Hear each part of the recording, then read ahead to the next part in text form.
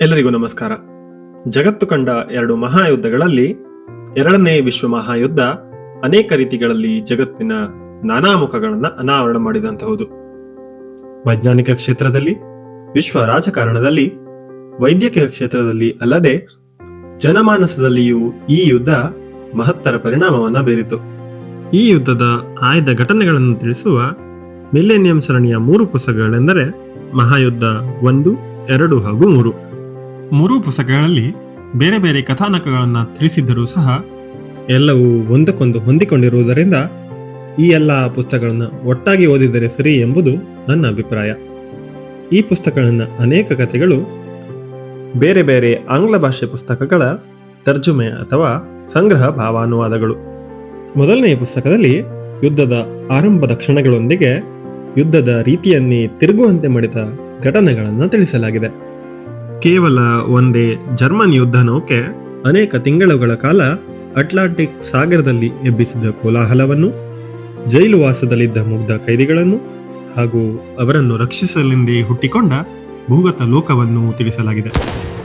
ಮಿತ್ರ ಪಕ್ಷವನ್ನು ಸೋಲಿಸಲು ಜರ್ಮನ್ನರು ಉಪಯೋಗಿಸಿದ ಮಹಾತಂತ್ರವನ್ನು ಹಾಗೂ ಅದಕ್ಕೆ ಪ್ರತಿಯಾಗಿ ಇಂಗ್ಲಿಷರು ಹೂಡಿದ್ದ ಪ್ರತಿತಂತ್ರವನ್ನು ಹಾಗೂ ಬಾಂಬರ್ ವಿಮಾನದಿಂದ 18,000 ಅಡಿ ಎತ್ತರದಿಂದ ಜಿಗಿದು ಬದುಕುಳಿದ ಸೈನಿಕನೊಬ್ಬನ ಬಗ್ಗೆ ತಿಳಿಸಲಾಗಿದೆ.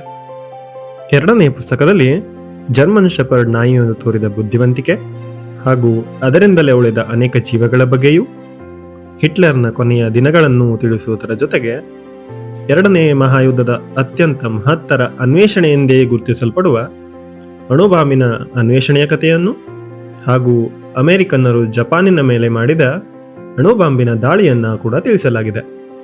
ಮೂರನೆಯ ಪುಸ್ತಕದಲ್ಲಿ ಡಾಕ್ಟರ್ ಕ್ರೆಸ್ಟನ್ ಎಂಬ ವೈದ್ಯನೊಬ್ಬ ಜರ್ಮನರ ಅತ್ಯಂತ ಪ್ರಮುಖ ನಾಯಕರಲ್ಲಿ ಒಬ್ಬನಾಗಿದ್ದ ಹೆನ್ರಿಚ್ ಹಿಮ್ಲರ್ನ ಕಾಯಿಲೆಗೆ ಚಿಕಿತ್ಸೆ ನೀಡುತ್ತಾ ಆತನ ಮುಖಾಂತರ ಲಕ್ಷಾಂತರ ಜೀವಗಳನ್ನು ಉಳಿಸಿದ ರೋಮಾಂಚನಕಾರಿ ಕಥೆಯನ್ನ ವಿಸ್ತಾರವಾಗಿ ತೇಜಸ್ವಿಯವರು ತಿಳಿಸಿದ್ದಾರೆ. ಎರಿಕ್ಸನ್ ಎಂಬ ತೈಲ ವ್ಯಾಪಾರಿಯೊಬ್ಬನು ಮಿತ್ರಪಕ್ಷದ ಸರ್ಕಾರಗಳಿಂದ ಕಪ್ಪುಪಟ್ಟಿಗೆ ಸೇರಿಸಲ್ಪಟ್ಟಂತೆ ನಾಟಕವಾಡಿ ಜರ್ಮನ್ನರ ತೈಲವನ್ನ ಜರ್ಮನ್ನರ ವಿರುದ್ಧವೇ ಉಪಯೋಗಿಸುವಂತೆ ಮಾಡಿದ ರೀತಿ ಹಾಗೂ ಯುರೋಪಿನ ಪುನರುಜ್ಜೀವನ ಕಾಲದ ಅನೇಕ ಕಲಾಕುಸಮಗಳಿಗೆ ಯುದ್ಧದಿಂದ ಒದಗಿದ ಅಪಾಯ ಹಾಗೂ ಅವುಗಳನ್ನು ರಕ್ಷಿಸಿದ ಘಟನೆಗಳನ್ನ ಈ ಭಾಗದಲ್ಲಿ ತಿಳಿಸಲಾಗಿದೆ. ಒಟ್ಟಿನಲ್ಲಿ ಒಂದೊಂದು ಕಥೆಯು ಇತಿಹಾಸದ ಪ್ರಮುಖ ಘಟನೆಗಳನ್ನ ರೋಚಕತೆಯ ಹಂದರದೊಂದಿಗೆ ಓದುಗರಿಗೆ ತಿಳಿಸುತ್ತದೆ. ಇತಿಹಾಸವನ್ನ ಅರ್ಥ ಮಾಡಿಕೊಳ್ಳುವ ಕಠಿಣ ಕೆಲಸವನ್ನ ಅತ್ಯಂತ ಸುಲಭಗೊಳಿಸುವ ಈ ಪುಸ್ತಕ ಮಾಲಿಕೆಗಳು ಮಹಾಯುದ್ಧದ ಆಂತರಿಕ ಘಟನೆಗಳನ್ನು ತಿಳಿದುಕೊಳ್ಳಲು ಅತ್ಯಂತ ಸಹಕಾರಿ ಎಂಬುದರಲ್ಲಿ ಸಂಶಯವಿಲ್ಲ.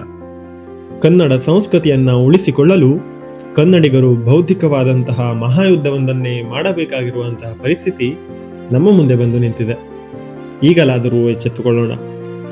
ಯುರೋಪ್ ಖಂಡದ ನಾಗರಿಕತೆಗಳಿಗಿಂತ ಅತ್ಯಂತ ಪ್ರಾಚೀನವಾಗಿಯೂ ಹಾಗೂ ಐತಿಹಾಸಿಕವಾಗಿರುವ ನಮ್ಮ ಕನ್ನಡ ಸಂಸ್ಕೃತಿಗೆ ನಾವೆಲ್ಲರೂ ಅರ್ಪಿಸಬೇಕಾಗಿರುವ ಅಳಿದು ಸೇವೆ ಇದು. ಧನ್ಯವಾದಗಳು.